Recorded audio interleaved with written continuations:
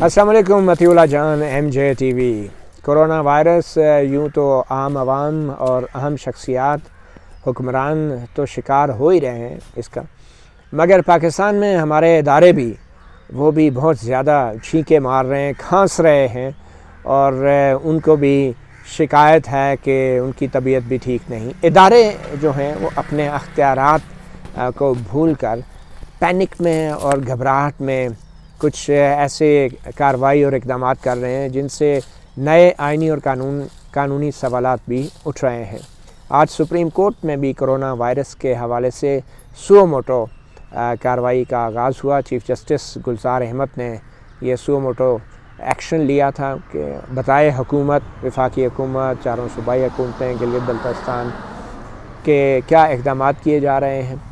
اور آج اسی حوالے سے سو موٹو کی سماعت کا پہلا دن تھا۔ اور سو موٹو اختیارات آپ کو پتہ ہے جس قسم کے ہوتے ہیں، اس میں بہت سے ریمارکس آتے ہیں، بہت سی آبزرویشنز آتی ہیں معزز ججز صاحبان کی، جو میڈیا کی زینت بنتی ہیں، شاید سرخیاں بنتی ہیں، ہیڈ لائنز بنتی ہیں، اور پھر وہ ہیڈ لائنز جب حکم آتا ہے تو بدل جاتی ہیں۔ آج بھی کچھ ایسا ہی ہوا۔ آج کی جو سو موٹو کارروائی تھی سپریم کورٹ آف پاکستان میں،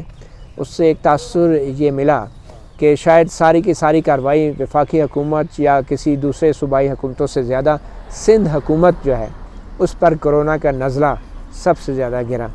اور سندھ حکومت کی جو کارکردگی تھی وہ آج کی کارروائی کے بعد یوں لگا کہ وہ اتنی اچھی سامنے نہیں آئی، باقی سب جو ہے قابل قبول تھا۔ بڑے سخت قسم کے ریمارکس بھی آئے۔ چیف جسٹس گلزار نے تو ایک موقع پر یہاں تک کہہ دیا کہ ہم ڈاکٹر ظفر ملک جو ہیں، جو مشیر صحت ہیں وفاقی حکومت کے، ان کو ہٹا رہے ہیں اور اس کے لیے حکم بھی جاری کر رہے ہیں۔ اٹارنی جنرل بیرسٹر جاوید ملک ایک دم انہوں نے اپنا ری ایکشن دیا اور کہا کہ نہیں، ایسا نہ کیجئے، یہ تو میرے لیے ایک موت کا پروانہ ہوگا ایز اٹارنی جنرل۔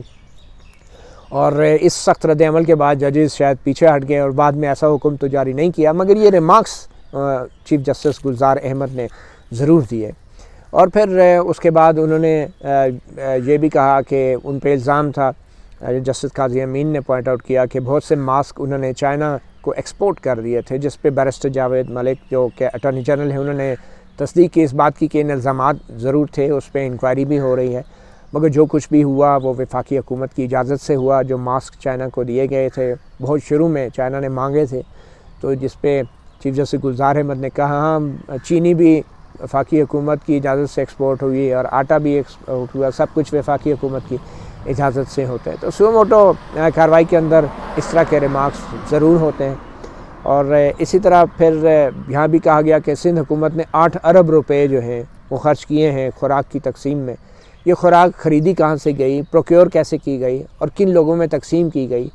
اور سندھ حکومت کے ایڈوکیٹ جنرل صاحب نے ان سے کہا کہ اگر آپ یہ پہلے سوال اٹھا لیتے تو ہم اس کا جواب لے کر آ جاتے، لیکن آپ نے اچانک یہ پوچھ رہے ہیں۔ مگر چیف جسٹس گلزار احمد اور سپریم کورٹ کے معزز ججز مطمئن نہیں ہوئے، اور انہوں نے کہا کہ اس کے حوالے سے آپ رپورٹ دیں، اور یہ تمام ریمارکس اخبارات میں بھی رپورٹ ہوتے رہے۔ تو آج کی کارروائی بھی ان تمام سو موٹو کارروائیوں کی بھی یاد دلاتی ہے جو جنرل مشرف کی حکومت کے بعد بحال شدہ چیف جسٹس افتخار محمد چودھری نے کرتے رہے ہیں اس وقت کی پیپلز پارٹی کی حکومت کے خلاف۔ اور پھر اس کے بعد نون لیگ کی جب حکومت آئی تو بعد میں چیف جسٹس حاکم نثار جو کارروائیاں ڈالتے رہے ہیں سو موٹو کے نام پہ، تو معاملہ کچھ بدلا نہیں ہے۔ بڑی بدقسمتی کی بات ہے کہ سپریم کورٹ سو موٹو اختیارات کے نام پر جو ہے وہ حکومتوں کے ڈومین میں براہ راست مداخلت کرتی ہے، ریمارکس کے ذریعے بھی، احکامات کے ذریعے بھی، جبکہ سپریم کورٹ کے ججز سے توقع کی جاتی ہے کہ وہ اپنے آرڈرز کے ذریعے نہیں، جس طرح کہ بڑا کوئی سرکاری افسر آرڈر جاری کرتا ہے یہ کرو وہ کرو، وہ اپنے فیصلوں کے ذریعے جو ہے بولتے ہیں ججز۔ اور فیصلے جو ہوتے ہیں وہ یہ نہیں ہوتا کہ یہ کر دو وہ کر دو، فیصلے ہوتے ہیں کہ اس آئین کے اس شق کے تحت، قانون کے اس شق کے تحت، سپریم کورٹ کے پرانے ان فیصلوں کے تحت یہ اختیار جو ہے حکومت کا یہ کرنے کا ہے اور یہ کرنے کا نہیں ہے۔ تو یہ فیصلے نہیں آ رہے، کوئی کیس لا سائٹ نہیں ہو رہا، کوئی دلائل نہیں ہو رہے،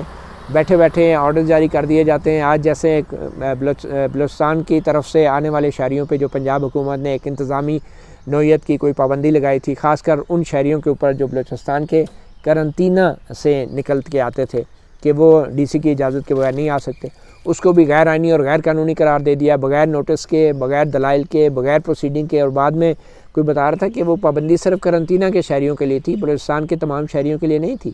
تو اس کو بھی آرڈر میں آج کالا دم قرار دے دیا، غیر آئینی قرار دے دیا۔ تو اس طرح کی سو موٹو کارروائیوں میں جو نقصان ہے وہ اداروں کا ہوتا ہے۔ اور اٹارنی جنرل تو یہاں تک جذباتی ہو گئے کہ ایک موقع پہ انہوں نے کہا کہ یہ جو وزیر اعظم عمران خان ہیں یہ ہمارے پاس آخری موقع ہے، ان سے زیادہ ایماندار وزیر اعظم آج تک نہیں آیا اور یہ شاید ہمارے پاس آخری موقع ہو۔ اٹارنی جنرل بیرسٹر جاوید ملک بڑے سلجھے ہوئے ایک وکیل ہیں، بیرسٹر ہیں، مگر آج انہوں نے جتنی عمران خان کی تعریفیں کی، مجھے تو وہ زرتاج گل جو خاتون وزیر ہیں ان کی یاد تازہ ہو گئی۔ وہ اتنی تعریفیں تو زرتاج گل نہیں کرتی وزیر اعظم عمران خان کی جتنی آج اٹارنی جنرل نے کر دی۔ تو بہرحال ایک آئینی عہدہ ہے جو زیب نہیں دیتا اٹارنی جنرل کو بھی اس طرح کی سیاسی بیانات دینے کا اور ریمارکس دینے کا۔ اور اب آئندہ تاریخ آئندہ پیر تک کے لیے رکھ دی گئی ہے، اور یہ سو موٹو کارروائیاں جو ہیں یوں ہی چلتی رہیں گی۔ مگر بدقسمتی کی بات ہے کہ یوں لگ رہا تھا کہ حکومت جو ہے اب سپریم کورٹ چلا رہی ہے، حکومت عمران خان نہیں چلا رہے۔ عمران خان کو ہم ذاتی طور پہ شاید ان کی پالیسیوں سے سو اختلافات ہو سکتے ہیں، مگر ان کی پالیسیوں پر اختلاف کرنا، اس پہ تنقید کرنا، یہ حق جو ہے اپوزیشن کے رہنماؤں کا ہو سکتا ہے، میڈیا کا ہو سکتا ہے، سول سوسائٹی کا ہو سکتا ہے، سیاستدانوں کا ہو سکتا ہے، مگر سپریم کورٹ کے ججوں کو بھی جو ہے صرف اور صرف اپنے فیصلوں کے ذریعے بولنا چاہیے، اور خاص کر ان 40,000 سے زائد مقدمات کو وقت دینا چاہیے جن کا فیصلہ ابھی تک نہیں ہو سکا۔ مطیع اللہ جان، MJ TV سے اتنا ہی، اجازت دیجیے، اللہ حافظ۔